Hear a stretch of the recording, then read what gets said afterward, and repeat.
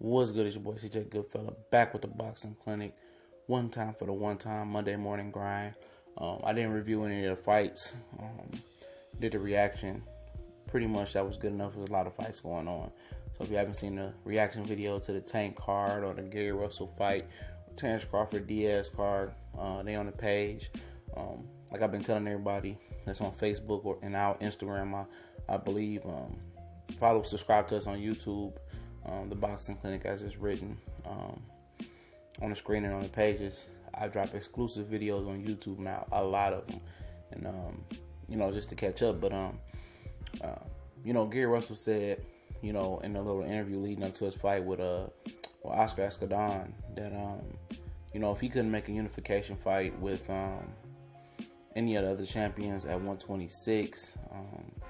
He was going to move up, and then he's pretty much hell-bent, Gary Russell we talking about, on getting a rematch with Vasily Lomachenko. Most people don't think he's beatable, Lomachenko, especially by Gary Russell, but I think Gary Russell is capable of beating Lomachenko. He has some great qualities that I think that he can improve on in the Lomachenko fight. Would I pick him? Probably not. Probably still go with Lomachenko. But but if he can't get a fight with Leo Santa Cruz and whoever else holds a belt at 126, Oscar Valdez I think has a belt. Leo Santa Cruz might have one or two belts. If he can't get those fights, then he wants to move up to super featherweight.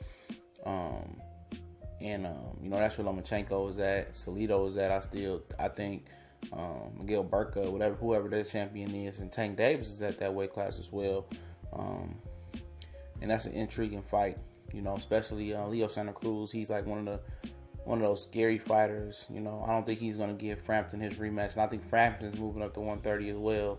So he's in that ball club as well. Rigondeaux ran all the guys from 22 to 126. And now some of them guys are moving up to 130. Seems like Frampton's not going to get that rematch with Santa Cruz. I heard he's moving up. Might just be a rumor. But, Tank versus Gary Russell at 130. Both managed by Al Heyman.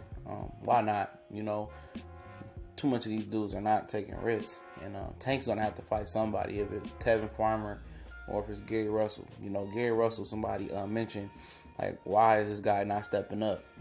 Why isn't my boy Benny Ace? Why isn't he fighting in his hometown more? Because he had a nice crowd this Saturday at the Harbor MGM right outside of D.C. and he had a nice amount of people that showed up to watch him, and he's pretty much a draw. I remember hearing that Sugar Ray Leonard used to give him a couple $2 to shadow box in the ring in between fights down there in D.C. He's a known commodity down there, and people just think he's not managed right or promoted right, and that can be the case. It seems that Tank just splashed on the scene, and he's got more notoriety than a guy like Gary Russell, who was moved slow, and I think that's due to part of him having hand issues, and by the time he stepped up with Lomachenko, it didn't go well. But the fight between him and Tank, that would be a good fight. I don't know if he wants to go straight for Tank, because Tank is a borderline 135 pounder, even though he's like short and stocky. This kid can punch, and he can box too. And him and Gary Russell will match for a great fight. They styles will really mesh very well. I don't know who I would pick in that fight. You have to definitely see if Russell, explosiveness and power carries up with him. I don't know how much power he can carry or can gain moving up in weight. He's one of those boxers that like to sit straight in the pocket and go at it. People think that he's a mover. Really, Gary Russell was an attacker, and Tank is an attacker. And I think the guy with the best chin will win this fight. Gary Russell's going to sit right there and fire with you. Tank is going to fire with you. Both are capable of boxing and moving, but I think Tank might be the more natural boxer mover, because Russell likes to fight right in that mid range in that pocket, and that's a gift to have, to be able to operate in the pocket under that much pressure. And he can take Tank's head off. I can see Tank taking his head off. I think if that's a great fight for Motor, right? I understand that Tank is 22 years old, but you got a belt, and I'm pretty sure Gary Russell will want that belt. Him and Tevin Farmer has half words. Tank and Tevin Farmer. I'm in the belief that'll be a good fight. For Tank, it's a fight that already built up. A lot of people watching. But it's a no high risk, low reward fight. Palmer been knocked out before, got beat by Pedraza, who Tank already beat.